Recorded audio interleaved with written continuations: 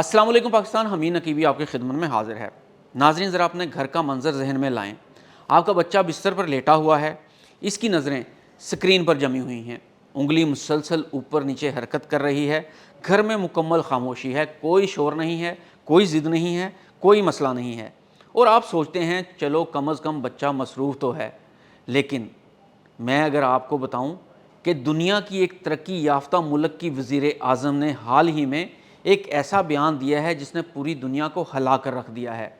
Denmark की वज़ीर आज़म ने कहा है कि अगर इंतखाब करना पड़े तो अपने बच्चों को गैर निगरानी शुदा सोशल मीडिया इस्तेमाल करने देने की बजाय सिगरेट पीते देखना ज़्यादा पसंद करेंगी। सोचें ज़रा, वो सिगरेट को ज़्यादा अहमियत दे रही हैं बनिस्बत के सोशल मीडिया से। कितनी संगीन सूरत हाल है। यहाँ सवाल ये नहीं कि सोशल मीडिया कितना ख़तरनाक है, सवाल ये है कि एक वज़ीर आज़म को ऐसी बात कहने की ज़रूरत क्यों पेश आई, और वो भी किसी गरीब या पसमानदा मुल्क की नहीं, बल्कि एक ऐसे मुल्क की वज़ीर आज़म जो टेक्नोलॉजी पर यकीन रखता है, डिजिटल तरक्की पर यकीन रखता है और मुस्तकबिल को मसनूई ज़हानत और जदीद टेक्नोलॉजी में देखता है। अगर ऐसे ममालिक अपने बच्चों को सोशल मीडिया से बचाने की बात कर रहे हैं तो क्या हमें भी रुक कर सोचना नहीं चाहिए है? ये सिर्फ डेनमार्क की वज़ीर आज़म का ज़ाती ख्याल नहीं है। हकीकत ये है कि दुनिया के कई तरक्की याफ्ता ममालिक अब बच्चों के सोशल मीडिया इस्तेमाल को एक संजीदा ख़तरा समझने लगे हैं। ऑस्ट्रेलिया दुनिया का पहला मुल्क बन चुका है जिसने 16 साल से कम उम्र बच्चों के लिए सोशल मीडिया पर पाबंदी नाफिज कर दी है।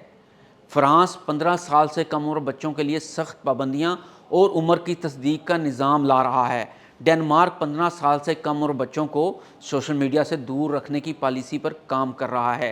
स्पेन 16 साल से कम उम्र बच्चों के लिए पाबंदी की तजवीज़ दे चुका है, जबकि ऑस्ट्रिया, यूनान और तुर्की भी 14 या 15 साल से कम उम्र बच्चों के सोशल मीडिया इस्तेमाल को महदूद करने के लिए कानून साजी कर रहे हैं।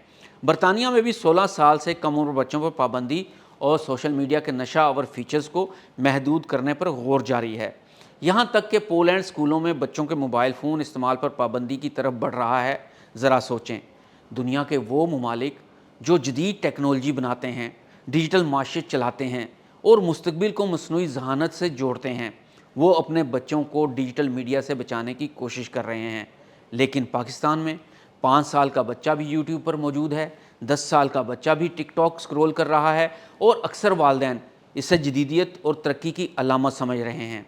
सवाल ये नहीं कि दुनिया क्या कर रही है, सवाल ये है कि क्या हम इस ख़तरे को वक्त पर पहचान लेंगे या फिर बाकी दुनिया की तरह इसके नताइज भुगतने के बाद जागेंगे।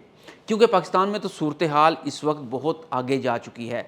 यहाँ किसी बच्चे से पूछें बड़ा होकर क्या बनना है, शायद जवाब आए यूट्यूबर, इन्फ्लुएंसर, टिकटॉकर। लेकिन कोई ये नहीं पूछ रहा कि वो रोज़ कितने घंटे स्क्रीन के सामने गुजार रहा है। कोई ये नहीं पूछ रहा कि इसके दिमाग पर क्या असर पड़ रहा है, और कोई ये नहीं पूछ रहा कि इसकी नींद कहाँ जा रही है, और कोई ये भी नहीं पूछ रहा इसकी यादाश्त क्यों ख़त्म हो रही है, और सबसे ख़तरनाक बात, कोई ये भी नहीं पूछ रहा कि इसका बचपन कहाँ जा रहा है। इस वक्त पाकिस्तान में करोड़ों लोग इंटरनेट इस्तेमाल करते हैं, करोड़ों लोग सोशल मीडिया पर मौजूद हैं। मोबाइल कनेक्शंस की तादाद मुल्क की आबादी के करीब पहुँच चुकी है। यानी मोबाइल फ़ोन अब सिर्फ़ एक डिवाइस नहीं रहा, ये हमारी जेब में रखा हुआ एक पूरा माहौल बन चुका है। लेकिन कहानी यहाँ ख़त्म नहीं होती, असल झटका अभी बाकी है। क्या आप जानते हैं कि टिकटॉक, इंस्टाग्राम, फेसबुक और यूट्यूब आपसे पैसे नहीं लेते, फिर भी इनकी मालियत खरबों डॉलर तक पहुँच चुकी है? आखिर कैसे? जवाब इंतहाई सादा है, आप इनके ग्राहक नहीं हैं, आप इनकी प्रोडक्ट हैं।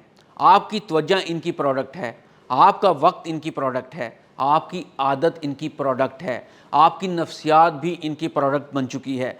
और जितना ज़्यादा आप स्क्रीन के सामने वक्त गुजारेंगे, इतना ज़्यादा मुनाफा इन कंपनियों को हासिल होगा। इसलिए दुनिया के बेहतरीन इंजीनियर्स और माहिर नफ्सियात एक ही मकसद के लिए काम करते हैं, आपको स्क्रॉल करते रहने पर मजबूर करना।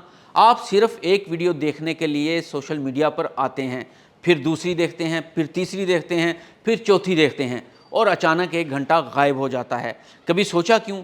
क्योंकि हर लाइक, हर नोटिफिकेशन, हर नई वीडियो आपके दिमाग में डोपामीन नामी केमिकल को मुतहर्रिक करती है, वही केमिकल जो खुशी और इनाम के एहसास से जुड़ा होता है। और यही वजह है कि आप बार बार मोबाइल चेक करते हैं, यहाँ तक कि जब कोई नोटिफिकेशन आया ही ना हो اب ذرا بچوں کے بارے میں سوچیں۔ ایک بالغ انسان شاید کسی حد تک خود کو کنٹرول کر لے، لیکن ایک 10 سالہ بچہ، ایک 12 سالہ بچہ، ایک 14 سالہ بچہ، وہ کیسے مقابلہ کرے گا ان اربوں ڈالر کی کمپنیوں سے جو اس کی توجہ چننے کے لیے دنیا کے ذہین ترین دماغ استعمال کر رہی ہیں؟ اور یہی وہ مقام ہے جہاں والدین کو خطرے کی گھنٹی سننی چاہیے ہے۔ اب شاید آپ سمجھ سکتے ہیں کہ ڈنمارک کی وزیر اعظم نے اتنی سخت بات کیوں کہی۔ وہ سگریٹ کی حمایت نہیں کر رہی تھی، وہ ایک گہرے خطرے کی گھنٹی بجا رہی تھی۔